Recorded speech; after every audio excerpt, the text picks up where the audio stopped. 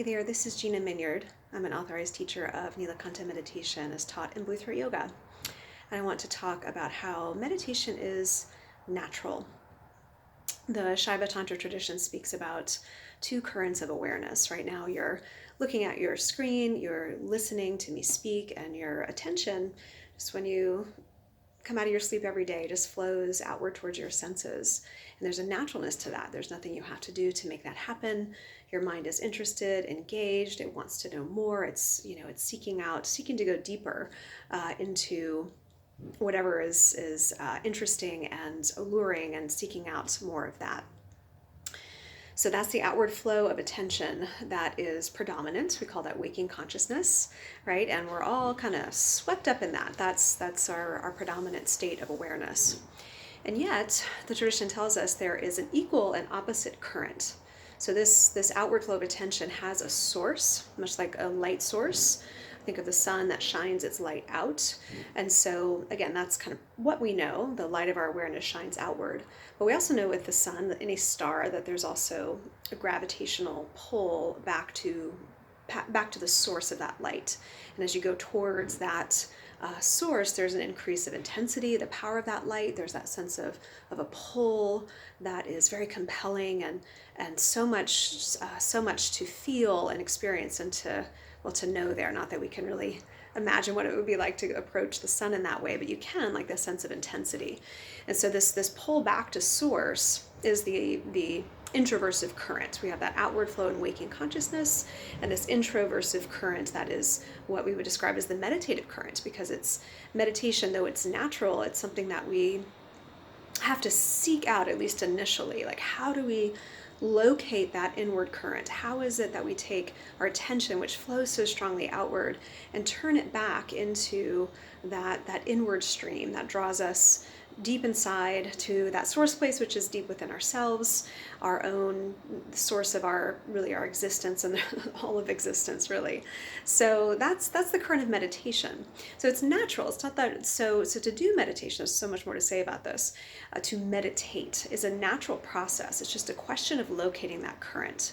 So why is it that meditation then is so challenging for people? I hear from people all the time that they're like, oh, I try to meditate, my mind's too busy. I intuit that there's something there that I want to connect to and know more fully. But again, my mind is too active. I try to close my eyes to meditate, and it just seems like it's frustrating, because yes, that's the case. That outward flow it's like a riptide, a rip current pulls us out. And to try to turn inward, to just kind of push our way in, is challenging and often very frustrating. Like that's not how it works.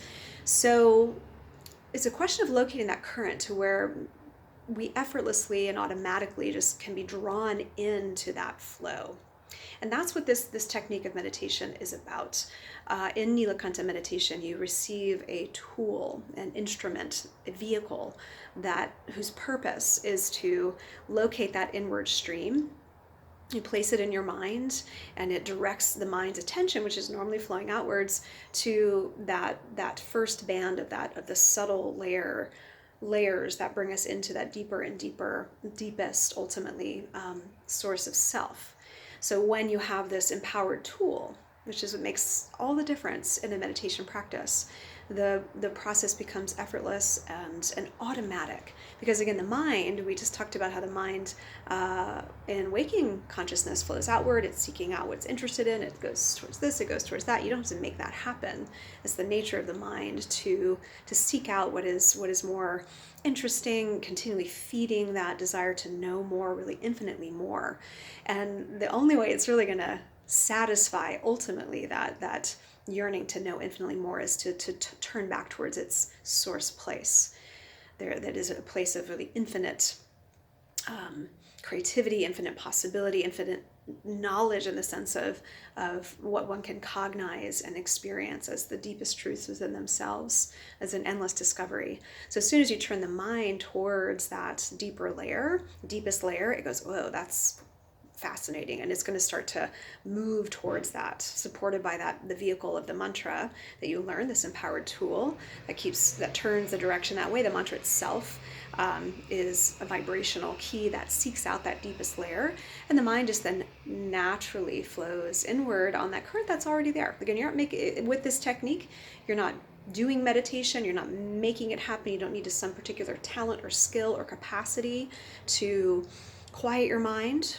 By the way, you don't have to quiet your mind. I hear this all the time too. It's like, oh, step 1 for meditation, clear your mind. That's impossible. Your mind is busy. The surface of the mind is active. It's not going to just shut off when you say, okay, mind, get quiet.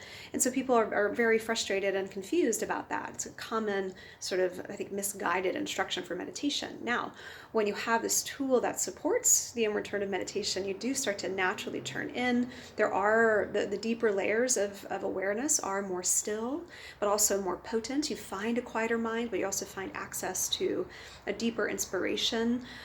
You also it unleashes this healing, living force that just seeks to refine your body, your mind, your perception. There's no end in that process. So this is part of sort of the effects and benefits of meditation. But I guess what I want to share with you today fundamentally is the naturalness of meditation. And truly, every person in that way can meditate. It doesn't matter what your beliefs are, what your background is. This comes from a particular lineage, but is a universal teaching, a universal technique that just relates directly to your mind and to consciousness.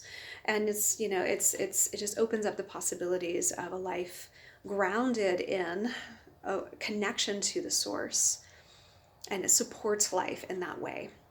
It's not a meditation that's asking us to leave things behind or just only find stillness, but yes, part of it, we get nourished by that inner profound stillness, but then we come back out into life recharged, regenerated, inspired, and with just so much more about ourselves to bring forward that sort of other side of the equation of who we are, and what supports us comes forth in that way. So does this sound interesting? I would love to talk to you more about it. I'm offering actually this coming weekend, October 24th, 25th, 2020. Maybe you're watching this down the road sometime, but I'm offering always, more opportunities to learn. But not this weekend, but coming, I'm offering initiation through Zoom these days through the pandemic, so you can learn this practice online and still in a formal one-on-one way. It's a 2-day process. So on the Saturday, the 24th, October 24th, or possibly the Friday, take 2 hours to learn more about this, to learn your practice. And then on Sunday, the 25th, there's a 4-hour theoretical unpacking of understanding meditation, understanding your mind, understanding consciousness, the teachings that support your journey, both as you're meditating, also what's going to happen and unfold in life once you bring this practice into your life and are set up with a practice is then yours. You will know how to meditate. You will have a practice that you know how to do. You don't need an app. You don't need to go to class. There's nothing wrong with these things, but to be able to sit every day, to just close your eyes and turn in and follow that current inward. That is the gift of this practice. Self-sufficient, and it's really a lifetime of meditation, a lifetime meditation practice, we say, because once you have it, it's like you have that one thing that is needed. So reach out if you'd like to learn more, again, this coming weekend, and I would love to tell you about it and set you up with a session to learn your practice. Thanks for listening. Again, my name is Gina Minyard. You can find me at ginaminyard.com, and yes, there's a page on meditation there, and just reach out to me in that way. All right, thanks so much.